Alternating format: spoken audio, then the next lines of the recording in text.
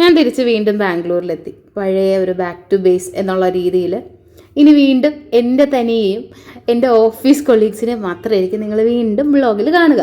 ഒരു നീണ്ട അവധിക്ക് ശേഷം വരുന്നതുകൊണ്ട് തന്നെ ഒരു ബേസിലോട്ട് തിരിച്ചു വരാനായിട്ട് 2 ദിവസത്തെ ഒരു പാട് പെടേണ്ടി വരും. അതുകൊണ്ട് തന്നെ എൻ്റെ മുഖം നല്ല കടന്തലുത്തി കണക്കാണ് ഇരിക്കുന്നത്. ഈ ചിരിയൊക്കെ വെറും പൊലിമ, വെളിയിൽ കാണിക്കുന്ന ഒരു സാഹസം. ഇന്ന് ഈ ചാലഞ്ചിൻ്റെ 15th ഡേ ആണ്. അതായത് നമ്മളൊരു പാതി ദൂരം കഴിഞ്ഞു. ഈ പാതി ദൂരം കഴിഞ്ഞപ്പോൾ ഞാൻ എന്ത് നേടി എന്ന് ചോദിച്ചാൽ പരിമിതിയിൽ നിൽക്കുന്ന ഒരു കൺസിസ്റ്റൻസി, അതിലുപരി കുറച്ച് നല്ല മെസ്സേജുകളും നേടി.